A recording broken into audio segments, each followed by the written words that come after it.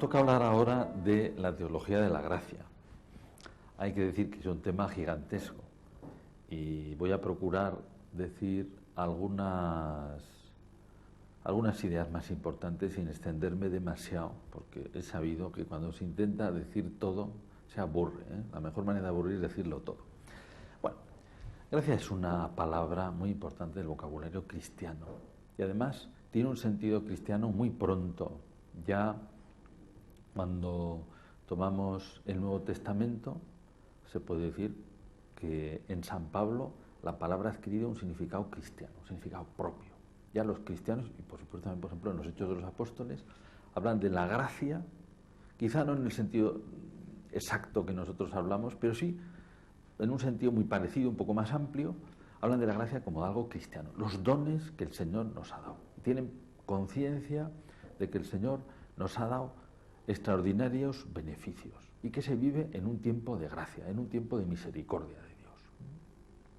El que más usa la palabra es San Pablo, que lo utiliza más de 100 veces, ¿no? Y de ahí ha pasado al vocabulario cristiano, aunque ya decimos que no tiene, o sea, no la tomamos siempre en el mismo sentido, también porque no nos referimos exactamente a los mismos dones. Esto se entenderá a medida que lo expliquemos un poquito más.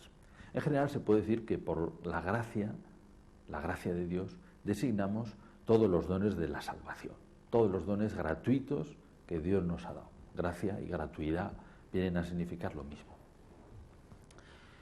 Y gracia es una palabra que procede del griego, charis en griego, que tiene un significado muy parecido, es decir, pues el don, lo que se da sin que haya una obligación, lo que se da gratuitamente, lo que da un personaje superior a un inferior, el gobernador, el rey. Todavía en castellano decimos otorgar una gracia, ¿no?, para referirnos a uno de estos dones especiales que otorga la autoridad. Bien, más o menos este es el abanico de significaciones que tiene también en griego y del cual se toma. Pero se toma sobre todo para designar los dones de la salvación. ¿Cuáles son los dones de la salvación? Pues si recorremos un poco también San Pablo, nos damos cuenta que él habla de gracia en relación a todo el misterio de Cristo, que es una gran gracia, una gran dispensación, una gran misericordia de Dios para nosotros. Después habla también del perdón que Dios nos ha hecho. Nos ha hecho gracia, nos ha concedido gracia, nos ha quitado el pecado. Y hace unas contraposiciones entre el régimen de la gracia y el régimen del pecado, por ejemplo, en Romanos, ¿no? El régimen de la dispensación de Dios, del perdón de Dios, el régimen del pecado. Y también llama gracias a muchos de los dones que Dios nos ha dado. A todos estos dones decimos que vienen con la salvación, al don personal de haber sido salvados. Y más todavía.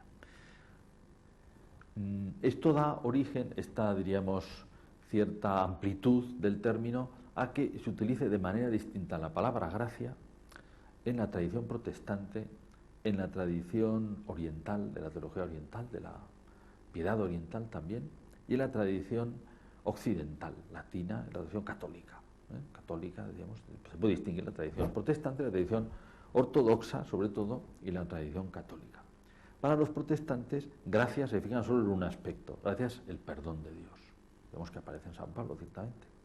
Para los orientales se fijan en otro aspecto, gracia es la fuerza que viene de Dios, que nos santifica, que nos diviniza. En cambio, por la evolución del vocabulario, los occidentales, los católicos, sobre todo por la tradición teológica que tenemos, que ahora la veremos un poco, nos fijamos sobre todo en el aspecto interior, los dones interiores. Ciertamente Dios nos perdona, ciertamente hay un don que viene de Dios, que nos diviniza, pero eso tiene una huella interior que es a lo que por la tradición teológica que tenemos nosotros llamamos gracia, sobre todo gracia santificante a esos dones interiores que nos santifican, que nos elevan, que nos cambian, que nos transforman. Podríamos decir que entre las tradiciones de Oriente y Occidente no hay oposición, se fijan en dos aspectos distintos. Con la tradición protestante hay oposición porque desde su origen el protestantismo niega, aunque luego veremos que no tanto, el efecto interior de la gracia, quizá por una cierta confusión. Bien, esto nos sirve un poco de prólogo. Estamos hablando, decíamos, de los dones de la salvación. Si nos acercamos a los evangelios sinópticos, sobre todo al Evangelio de San Juan, nos damos cuenta de que ahí no se utiliza tanto la palabra gracia, pero aparece, dicho de otra manera, los dones que Jesucristo nos ha traído. Es más, si nos fijamos un poco en esta palabra, el don de Dios, ¿cuál es el don de Dios? Seguramente recordaremos aquella escena que relata San Juan en el capítulo 4, que es la escena de la samaritana, ¿no? Cuando en un momento dado Jesucristo le dice, se había acercado al pozo de Sicar, sediento, quería agua, empieza esa conversación que recordamos bien, y le dice a la samaritana: si conocieras el don de Dios y quién es el que te dice de beber, quién es el que te dice dame de beber, tú le habrías pedido y él te habría dado agua viva, ¿eh? Si conocieras el don de Dios. San Agustín, cuando comenta este texto, dice: ¿y cuál es el don de Dios? Dice: el don de Dios es el Espíritu Santo.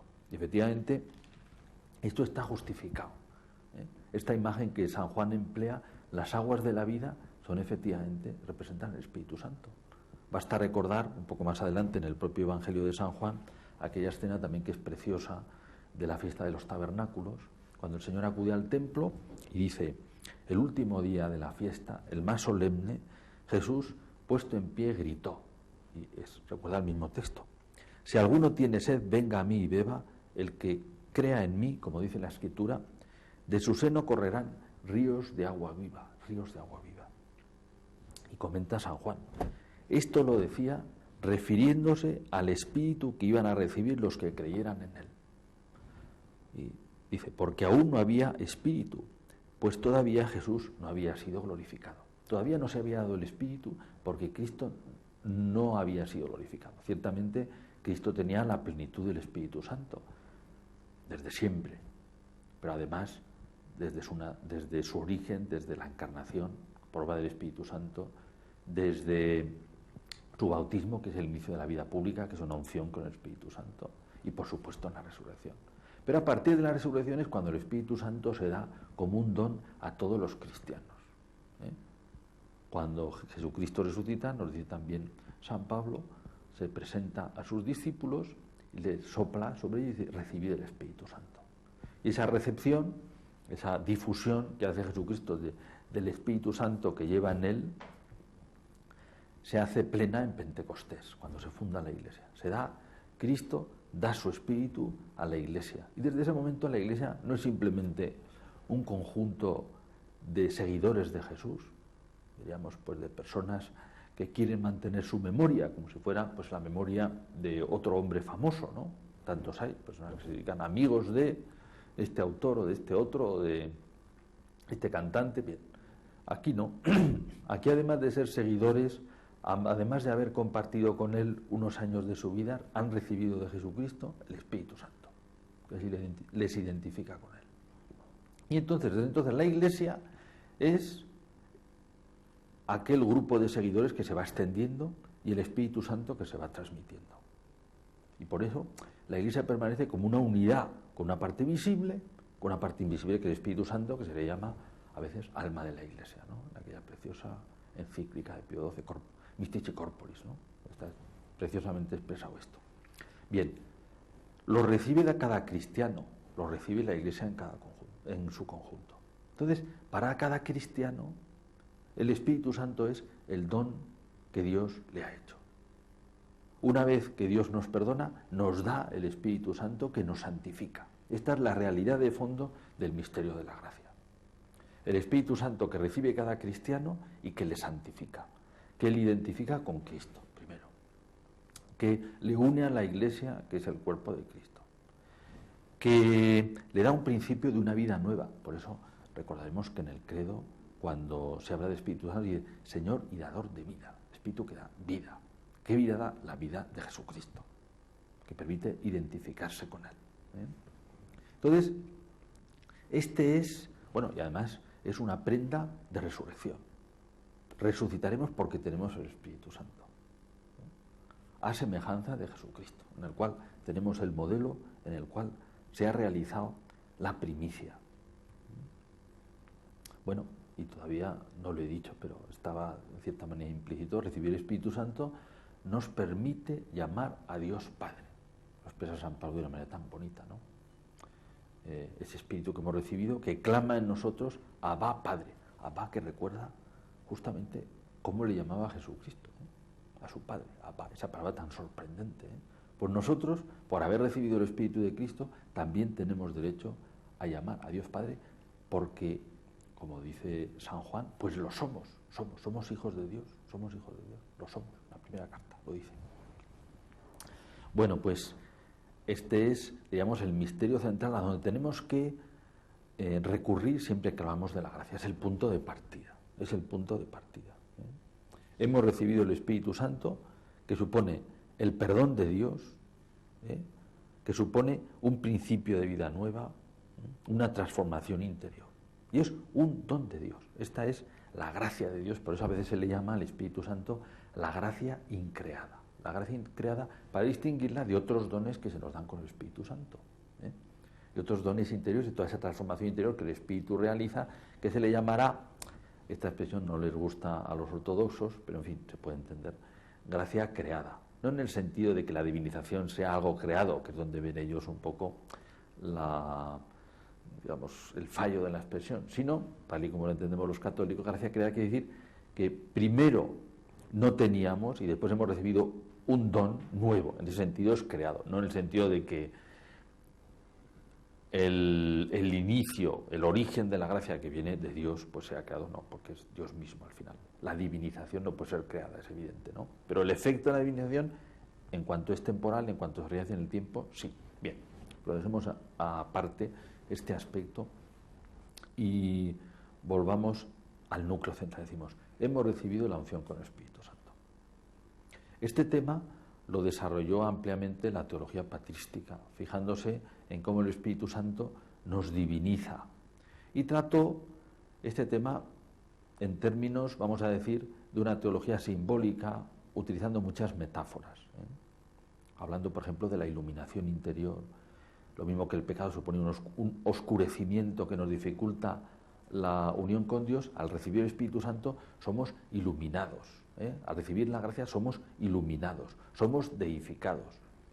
Y se realiza en nosotros ese admirable intercambio porque nos vamos transformando en Cristo, nos vamos asemejando cada vez más a Dios, nos vamos como elevando, divinizando.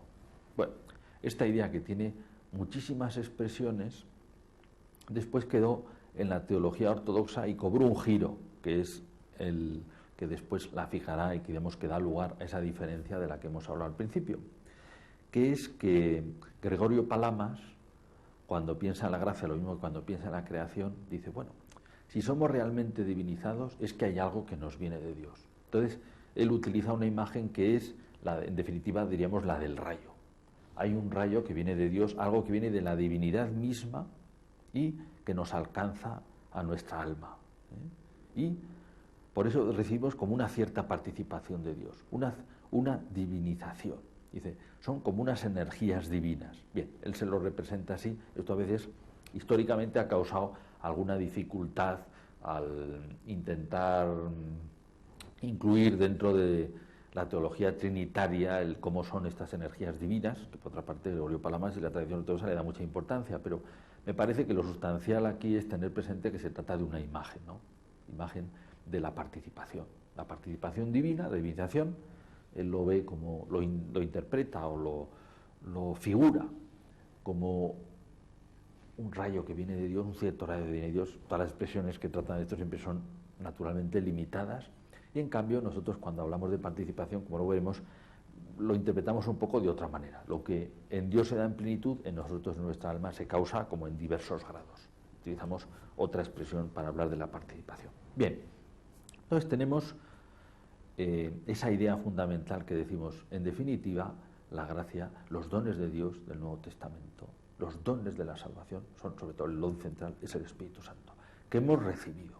Esta es una doctrina fundamental que está en los Evangelios y que transmite constantemente la Iglesia. Hemos recibido, y ese Espíritu es Señor y dador de vida, Espíritu santificador, que nos santifica. Bien, ahora, una vez dicho esto, vamos a hacer como un pequeño corte en el hilo argumental para entender cómo son las expresiones de la teología católica cuando habla de gracia. Y entonces tenemos que remitirnos en primer lugar a San Agustín, y a una controversia que él tuvo con Pelagio. Pelagio, como sabemos, pues era un asceta, un hombre asceta, a veces se llama monje, pero propiamente no era un monje, sino simplemente un asceta, diríamos. Un cristiano que intentaba tomarse en serio la vida cristiana y que predicó en Roma. Entonces, por un motivo un poco circunstancial, el episcopado cartaginés, de toda la zona de Cartago, pues vio que no tenía la doctrina adecuada, ¿no?, en algunos puntos. Y entonces le pidió a San Agustín que interviniese. Y San Agustín lo hizo. Entonces entabla una polémica con las obras de Pelagio. Entonces, al entrar, San Agustín se da cuenta que Pelagio era demasiado naturalista. Es decir, expresaba la vida cristiana demasiado naturalista. Él pedía que el cristiano luchase, que se esforzase, que trabajase, pero decía, bueno, pero le falta algo, ¿no? Porque parece que no tiene en cuenta los dones de Dios. Decía, por ejemplo, San Agustín: en este libro, Pelagio solo llama gracia a la naturaleza con la que fuimos creados libres. Y Pelagio decía: Dios nos ha dado una naturaleza, ese es el don de Dios para que seamos buenos. Esforcémonos y seremos buenos. Pero San Agustín echa de menos lo que hay aquí de don de Dios, de ayuda de Dios. Cuando oís que confiesa la gracia y la ayuda de Dios, pensáis que dice lo mismo que vosotros sabéis por la doctrina católica. ¿Por qué ignoráis lo que escribió en su libro? Que le pregunten si le parece bien que debemos orar a Dios para no pecar. Él tendría que pensar que como tenemos libertad, Pelagio es cuestión de esforzarse. Pero en cambio, San Agustín, que tiene una conciencia tan viva de lo que es la salvación y de lo que es la fuerza de Dios, dice, no, hay que rezar, porque nosotros con nuestra libertad no podemos.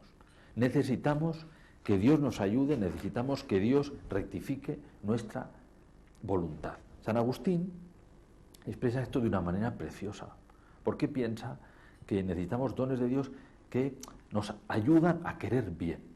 Él dice, por el pecado nuestra voluntad se ha inclinado hacia el mal.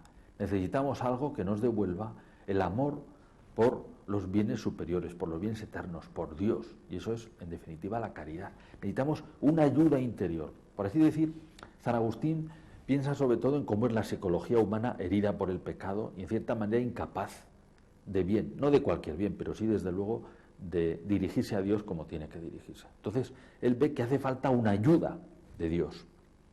Y lo expresa, por ejemplo, de estas maneras que son tan bonitas, ¿no? La gracia, dice él, es la inspiración de la caridad, por la que con santo amor hacemos lo que conocemos que debe hacerse.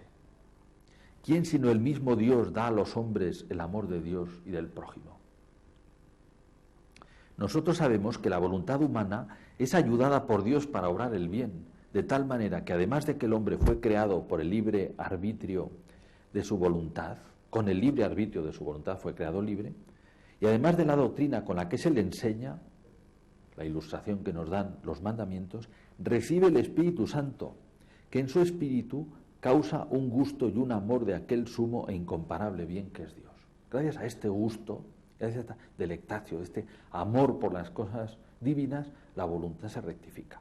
Bien, esta doctrina de San Agustín, resumidamente, dará lugar a lo que nosotros llamamos la gracia actual, es decir, las ayudas con las que Dios nos impulsa a obrar, nos lleva a obrar, nos ayuda a obrar, nos incita a obrar el bien, todo el bien que se refiere a la salvación. San Agustín deja claro, y desde entonces la teología católica lo tiene asumido, que son necesarios unos dones interiores, unas ayudas de Dios que rectifiquen la voluntad y que nos permitan obrar como se debe obrar. Si no, no podríamos, porque estamos heridos por el pecado y nuestra voluntad no es capaz del bien del que era capaz al principio. Bien, entonces decimos, esta doctrina de San Agustín asienta esta área de lo que significa gracia en la doctrina occidental, que es la gracia actual. Gracia actual, la gracia que nos ayuda en nuestros actos concretos, que nos previene, que nos acompaña, que nos permite completarlos. Sobre todo entendemos como gracias actuales, gracias actual, la misma palabra actual significa que se refiere a los actos. Gracia que se refiere a los actos, Ayudas, gracia como ayuda, como auxilium, dirá San Agustín, que nos ayuda en los actos. Bien, y pasamos a otra etapa en la doctrina occidental, que es la escolástica, centrada en Santo Tomás, que no es quien inventa propiamente esta doctrina o quien la crea, pero quien es quien la resume. Es realmente quien la resume, además, como sucede en tantos temas tratados en la Suma Teológica, pues en ese resumen hace una síntesis superadora. No se puede olvidar que la Suma Teológica es probablemente el libro más sintético, desde luego, de la teología occidental y probablemente el libro más importante de toda la historia de la teología. Bien, entonces Santo Tomás allí va a tratar de sistematizar la doctrina de la gracia, pero ahora se va a fijar más bien en otro aspecto, aunque por supuesto asume la escolástica el aspecto de San Agustín. La escolástica se preocupa, tiene una preocupación un poco distinta, por ejemplo, la patrística, y se mueve en un ambiente distinto de San Agustín, que es el de intentar definir cómo son las cosas. Ha recibido de Aristóteles una doctrina sobre la ontología, sobre qué tipos de cosas existen. Entonces, cuando toca cualquier tema, siempre aparece esta pregunta. Bueno, esto de que estamos hablando, ¿qué es? Dentro de la ontología, ¿qué es? Estamos hablando de una sustancia, estamos hablando de un accidente, y dentro de los accidentes, ¿qué accidente? Entonces, gracias a eso va a asentar, por ejemplo, la doctrina de la virtud, y va a decir la fe, la esperanza y la caridad son virtudes, y va a explicar cómo son virtudes. Se va a plantear ese tema y lo va a explicar. Y también se va a plantear el tema de la gracia. Es decir, cuando estamos hablando de la gracia, ¿de qué estamos hablando? ¿Estamos hablando de una sustancia? ¿Estamos hablando de un accidente? Es decir, ¿estamos hablando de una cosa? ¿O estamos hablando de un accidente, de una cualidad? ¿De qué estamos hablando? Se plantea este tema explícitamente. Y lo resuelve. Quizá el tema, digamos, es un poco complejo, porque claro, aquí prácticamente está recogida toda la teología escolástica, pero vamos a intentar brevemente exponerlo. O sea, la cuestión es qué tipo de cosa, de qué estamos hablando, la gracia. Bien, se puede explicar siguiendo el desarrollo que hace Santo Tomás de Aquino, cuando habla de la naturaleza de la gracia, en la cuestión 110 de la Prima Secunde. Él se plantea 4 preguntas. Y la primera es, si la gracia pone algo en el alma. Si cuando estamos hablando de la gracia estamos hablando de algo que se ponga en el alma. Y lo trata de esta manera que es muy bonita. Dice, todo lo que existe es fruto del amor de Dios. Si existe es porque Dios lo ama. Entonces, todas las cosas que existen en este mundo, Dios las ama. Y las ama, vamos a decir, con un amor general. Dios también ama a todos los hombres, ciertamente de una manera muy especial a cada hombre, pero de todas maneras es ese amor que da el ser, es el amor de Dios que da el ser. Pero ahora, cuando se plantea el tema de la gracia, dice Santo Tomás, pero además de este amor que da el ser, hay un amor especial de Dios, que no solo da el ser, este amor especial lo que da es la participación en la vida divina. Dice, y lo mismo que el primer amor causa una cosa que es el ser, el segundo amor causa otra cosa que es la gracia. De tal manera que efectivamente la gracia pone algo en el alma que en definitiva es la participación de la naturaleza divina. Con esto es muy importante, porque aquí nos aparece la justificación y el sentido que tiene cuando en la teología católica hablamos de unos dones interiores. Dice, el amor de Dios que hace participar de la naturaleza divina pone realmente algo en el alma. Hay algo. Bueno, a continuación, el artículo 2 se plantea si es una cualidad, es decir, algo estable, pero ya en la misma pregunta nos damos cuenta de que no es una sustancia, no es una cosa la gracia, es una cualidad, es decir, una condición, una situación, algo más que una situación, un modo de ser que adquiere el alma, un modo de ser. Esto es muy importante también. La gracia no es una cosa. Esto destruye totalmente el planteamiento, digamos, cosista. A veces hay quien se ha quejado de que la doctrina católica tenía un poco de cosismo en esto. Bueno, esto destruye. La gracia es una cualidad, una condición, una elevación. Bueno, y a continuación se plantea si es una virtud. Y esta es la pregunta que permite distinguir la gracia de las virtudes. Y va a hacer lo siguiente, Santo Tomás. Las virtudes son cualidades operativas, es decir, una manera de obrar. Pero claro, como el obrar sigue al ser, una manera de obrar necesita una manera de ser. Las virtudes dan una manera de ser una manera de obrar sobrenatural. Se necesita una manera de ser sobrenatural. Entonces, esa manera de ser sobrenatural es precisamente lo que viene dado por la gracia. Cuando somos hombres puramente naturales, obramos de una manera natural. Cuando somos elevados por la gracia, se nos permite obrar de una manera sobrenatural, gracias a las virtudes sobrenaturales. Entonces, la gracia supone una elevación de la naturaleza. Y por eso va a decir en el último artículo que la gracia está en la esencia del alma. Porque la gracia es esa cualidad recibida en la esencia del alma que la eleva y le permite, le da un nuevo modo de ser, partícipe de la naturaleza divina, y le permite obrar de un nuevo modo. Bueno, esto nos permite un poco terminar con lo que es la doctrina de la gracia, dicha muy rápidamente, ¿verdad? Hemos dicho, desde el punto de vista del lenguaje de la Escritura, recibimos el Espíritu Santo que nos diviniza, que nos identifica con Cristo, que nos hace hijos de Dios.